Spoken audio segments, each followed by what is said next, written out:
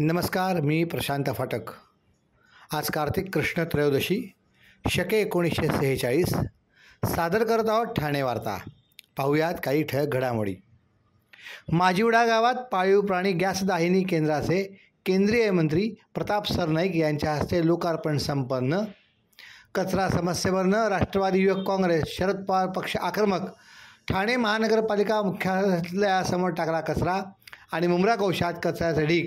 संतप्त माजी नगरसेवकांचा आयुक्त दालनाबाहेर ठिय्या। आम्हाला फेसबुक आणि यूट्यूबवर फॉलो करायला विसरू नका। तर पाहूया काही ठळक घडामोडी विस्तृतपणे, पण काही क्षणातच। रोज रोज तेच राजकीय कार्यक्रम बघून कंटाळलात ना? अहो, मग ठाणे वार्ता श्रीस्थानक आता तुम्हाला नवनवीन कार्यक्रमांचा आनंद लुटण्याची संधी देते। आपल्या घरातील लग्न, मुंज, कोणतंही शुभकार्य अशा विविध घटनांचा आनंद आपण ठाणे वार्ता श्रीस्थानक वाहिनीवर लुटू शकता आणि सगळ्यांपर्यंत पोहोचवू शकता। यासाठी फक्त एवढंच करायचं, या दूरध्वनी क्रमांकावर संपर्क साधायचा। आपले कार्यक्रम आमच्यापर्यंत सगळ्यांपर्यंत पोहोचवायचे। आपण पाहत आहात श्रीस्थानक वाहिनी, ठाणे जिल्ह्याचं मुख्य व्यासपीठ। ठाणे वार्ता पहा श्रीस्थानक वाहिनीवर। आता सकाळी 9:15 पासून रात्री 9:15 पर्यंत ठाणे वार्ता, ठाण्यातील पहिलं दृकश्राव्य माध्यम। ठाणे वार्ता आणि श्रीस्थानक वाहिनीचं लाईव्ह स्ट्रीमिंग ठाणेवार्ता.com वरील लाईव्ह स्ट्रीमवर क्लिक करा आणि अगदी मोबाईलवरही ठाणे वार्ता श्रीस्थानक वाहिनीचा आनंद लुटा। यासाठी आमचं ॲप डाउनलोड करा। ठाणे वार्ता पहा श्रीस्थानक वाहिनीवर।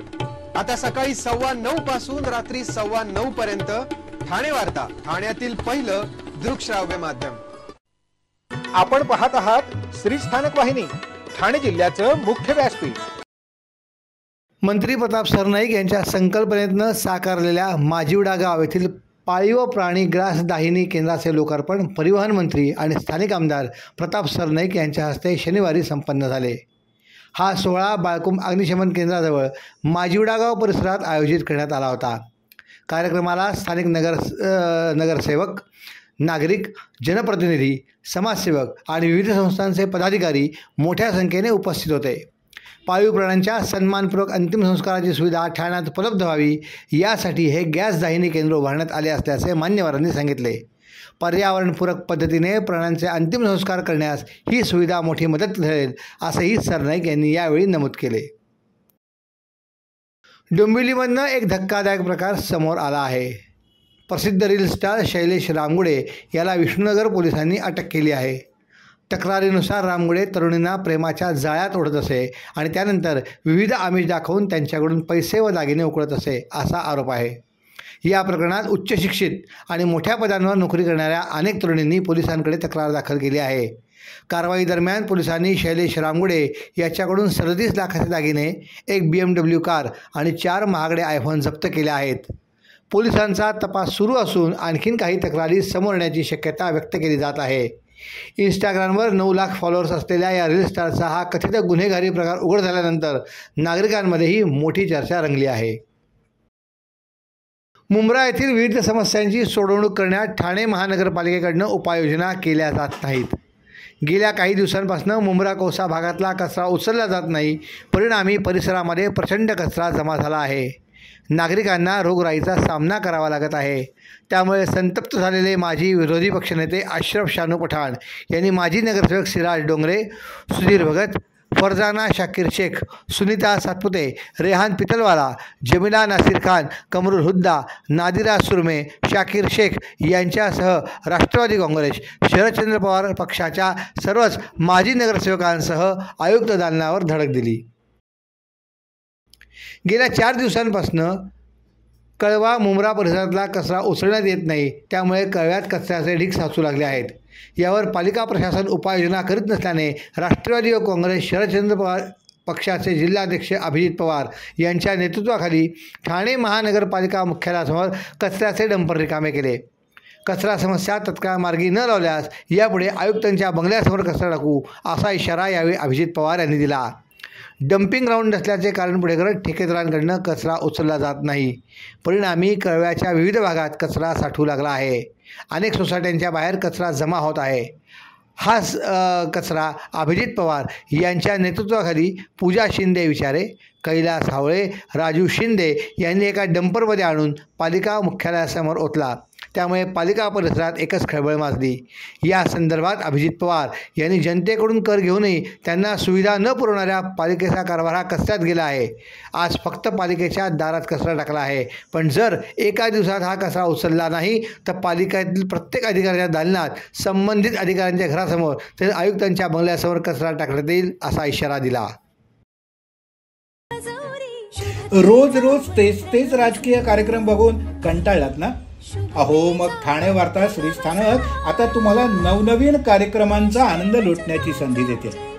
आपल्या घरातील लग्न, मुंज, कोणतंही शुभकार्य अशा विविध घटनांचा आनंद आपण ठाणे वार्ता श्रीस्थानक वाहिनीवर लुटू शकता आणि सगळ्यांपर्यंत पोहोचवू शकता. यासाठी फक्त एवढंच करायचं, या दूरध्वनी क्रमांकावर संपर्क साधायचा. आपले कार्यक्रम आमच्यापर्यंत सगळ्यांपर्यंत पोहोचवायचे. आपण पाहत आहात श्रीस्थानक वाहिनी, ठाणे जिल्ह्याचं मुख्य व्यासपीठ. ठाणे वार्ता पहा श्रीस्थानक वाहिनीवर. आता सकाळी 9:15 पासून रात्री 9:15 पर्यंत ठाणे वार्ता, ठाण्यातील पहिलं दृकश्राव्य माध्यम. ठाणे वार्ता आणि श्रीस्थानक वाहिनीचं लाईव्ह स्ट्रीमिंग ठाणेवार्ता.com वरील लाईव्ह स्ट्रीमवर क्लिक करा आणि अगदी मोबाईलवरही ठाणे वार्ता श्रीस्थानक वाहिनीचा आनंद लुटा. यासाठी आमचं ॲप डाउनलोड करा. ठाणे वार्ता पहा श्रीस्थानक वाहिनीवर. आता सकाळी 9:15 पासून रात्री 9:15 पर्यंत ठाणे वार्ता, ठाण्यातील पहिलं दृकश्राव्य माध्यम. आपण पाहत आहात श्रीस्थानक वाहिनी, ठाणे जिल्ह्याचं मुख्य व्यासपीठ. मागच्या काही दिवसांपूर्वी महाराष्ट्राच्या विविध ठिकाणी झालेला अवकाळी पाऊस आणि त्यामुळे शेतकऱ्यांच्या पिकांचे मोठ्या प्रमाणात झालेले नुकसान, यामुळे शहरातल्या कृषी उत्पन्न बाजार समितीमध्ये मिरचीची आवक कमी होत असल्यामुळे मिरचीचे दर दुप्पट झाले आहेत. बुलढाणा, पुणे आणि इतर ठिकाणाहून मिरची बाजारात दाखल होत असून 7 दिवसांपूर्वी 14 ते 16 रुपये किलोने विकली जाणारी मिरची आज 30 रुपये किलोने विक्री होत आहे आणि ग्राहकांचा हवा तसा प्रतिसाद मिळत नसल्याचे व्यापाऱ्यांनी सांगितले असून अजून काही दिवस हे दर असेच राहतील, त्यानंतर ते कमी होतील अशी आशा व्यापाऱ्यांना आहे.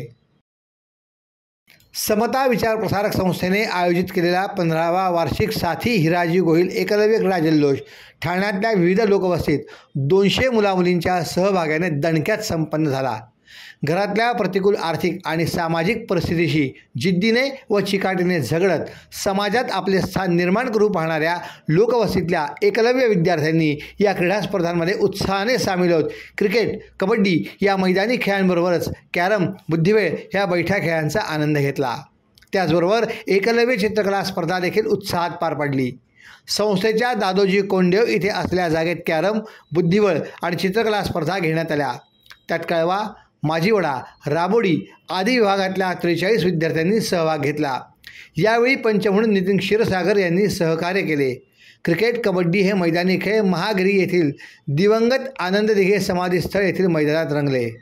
त्यावेळी कळवा MIDC येथील जय भीमनगर, साहेबानगर, महात्मा फुले नगर, अण्णाभाऊ साठे नगर, भीमनगर, राबोडी, पाटलीपाडा, माजिवडा, किसननगर आदी विभागातल्या लोकवस्तीतल्या आणि राबोडी फ्रेंड्स सर्कल व मोह विद्यालय ठाणे व केवणी दिवे येथील शाळेतल्या 180 एकलव्य विद्यार्थ्यांनी सहभाग घेतला.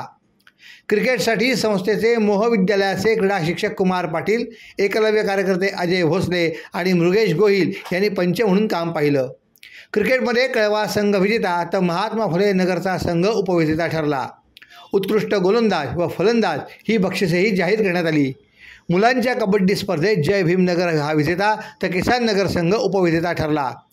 मुलींच्या कबड्डी स्पर्धेत अण्णाभाऊ साठे नगरचा विजेता तर पाटलीपाडा संघ हा उपविजेता ठरला. लहान मुलांच्या कबड्डी स्पर्धेत जय भीमनगरचा संघ विजेता तर दुसरा उपविजेता ठरला. कॅरम स्पर्धेत प्रज्ञेश मडके विजेता तर नानक बेदी उपविजेता ठरले. बुद्धिबळ स्पर्धेत मेघा कांबळी विजेती तर जोगिंदर वेगी उपविजेता ठरले. स्पर्धेत सहभागी झालेल्या सर्व स्पर्धकांना प्रमाणपत्र आणि विजेत्या उपविजेत्या संघांना व सर्वोत्कृष्ट खेळाडूंना मेडल्स व बक्षिसे येत्या 30 नोव्हेंबरला होणाऱ्या सर्वधर्म सांस्कृतिक संमेलनात देण्यात येतील, असे संस्थेचे उपाध्यक्ष सुनील दिवेकर यांनी जाहीर केले. ठाणे महानगरपालिकेच्या 3 फिरत्या दवाखान्यांचे शुक्रवारी खासदार नरेश म्हस्के आणि आयुक्त सौरभ राव यांच्या हस्ते लोकार्पण करण्यात आले. सार्वजनिक आरोग्य विभाग व पिरामल स्वास्थ्य तसेच लँडमार्क केअर्स यांच्या संयुक्त विद्यमाने नागरिकांकरता हे फिरते दवाखाने सुरू करण्यात आले आहेत. महापालिकेच्या क्षेत्रात नागरिकांच्या सोयीसाठी विशेषतः झोपडपट्टी भागात दर्जेदार विनामूल्य आरोग्य सेवा देण्याकरता ही 3 मोबाईल युनिट्स म्हणजे फिरते दवाखाने सुरू करण्यात येत आहेत. या प्रत्येक युनिटमध्ये 1 डॉक्टर, 1 नर्स, 1 औषध निर्माण अधिकारी, आरोग्य शिक्षक आणि वाहन चालक असे पथक समाविष्ट आहे. हे फिरते दवाखाने सकाळी 9:30 ते दुपारी 4:30 या वेळेत महापालिका क्षेत्रातल्या वेगवेगळ्या विभागात कार्यरत असतील. या दवाखान्यात जवळची दृष्टी सुधारण्याकरता वाचन चष्मा पुरवण्यात येईल.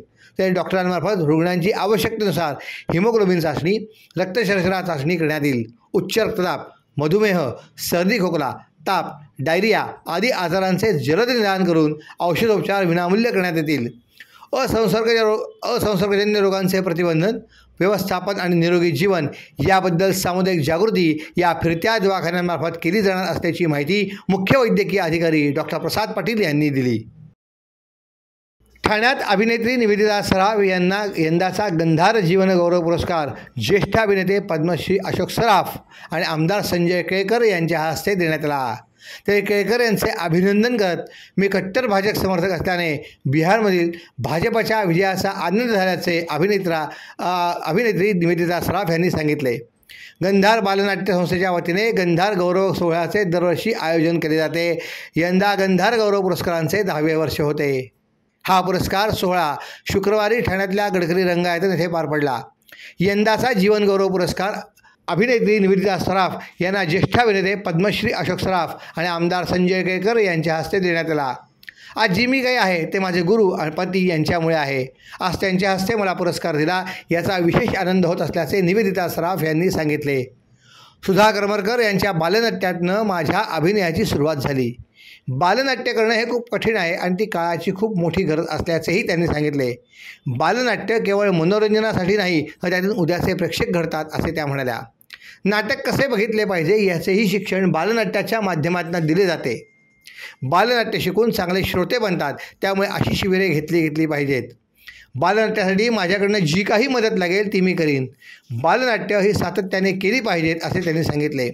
त्याचबरोबर सुधा करमरकर आणि रत्नाकर मतकरी यांनी केलेल्या प्रयत्नांना उजाळा दिला. आज मला माहेरचा पुरस्कार मिळाला असे वाटत असल्याचेही त्यांनी सांगितले. या सोहळ्यात मंचावर भाषण करताना आमदार संजय केळकर म्हणाले की बिहारमध्ये जी डबल सेंचुरी मारली ती तुमच्या आशीर्वादामुळे. त्यामुळे डबल इंजिन सरकार किती चांगले असते हे जनतेने दाखवून दिलेले आहे. आता फक्त बिहारच नव्हे तर सर्व देश भाजपमय झाला पाहिजे, असे त्यांनी वक्तव्य केले. रोज तेच राजकीय कार्यक्रम बघून कंटाळलात ना? अहो मग ठाणे वार्ता श्रीस्थानक आता तुम्हाला नवनवीन कार्यक्रमांचा आनंद लुटण्याची संधी देते. आपल्या घरातील लग्न, मुंज, कोणतंही शुभकार्य अशा विविध घटनांचा आनंद आपण ठाणे वार्ता श्रीस्थानक वाहिनीवर लुटू शकता आणि सगळ्यांपर्यंत पोहोचवू शकता. यासाठी फक्त एवढंच करायचं, या दूरध्वनी क्रमांकावर संपर्क साधायचा. आपले कार्यक्रम आमच्यापर्यंत सगळ्यांपर्यंत पोहोचवायचे. अहो, आपण आपलं घर स्वच्छ, सुंदर, नेटनेटकं ठेवतो ना, मग आपण आपल्या शहराच्या बाबतीत उदासीन का? आपलं शहर स्वच्छ, सुंदर आणि नेटनेटकं ठेवणं ही आपली जबाबदारी आहे, हो ना? मग उचला फोन आणि विना परवाना होर्डिंग्स, बॅनर्स कुठे दिसले तर 1800-222-108 या टोल फ्री क्रमांकावर कळवा किंवा 75069464155 या भ्रमणध्वनीद्वारे आपली तक्रार नोंदवा किंवा महापालिकेने तयार केलेल्या स्टार ग्रेड ॲप्लिकेशनद्वारे आपली तक्रार नोंदवा. त्याची दखल त्वरित घेतली जाईल. लक्षात घ्या, आपला छोटासा सहभाग आपलं शहर स्वच्छ, सुंदर आणि नेटनेटकं बनवू शकतो. जसं आपलं घर तसं आपलं ठाणे शहर. आपण आपले कार्यक्रम अथवा बातम्या आम्हाला ठाणेवार्ता@gmail.com या आमच्या ईमेलवर कळवू शकता. ठळक घडामोडी शेवटी पुन्हा एकदा. माजिवडा गावात पाळीव प्राणी गॅस दाहिनी केंद्राचे मंत्री प्रताप सरनाईक यांच्या हस्ते लोकार्पण संपन्न. कचरा समस्येवरून राष्ट्रवादी युवक काँग्रेस शरद पवार पक्ष आक्रमक. ठाणे महानगरपालिका मुख्यालयासमोर टाकला कचरा आणि मुंब्रा कौशात कचऱ्याचे ढीग. संतप्त माजी नगरसेवकांचा आयुक्त दालनाबाहेर ठिय्या.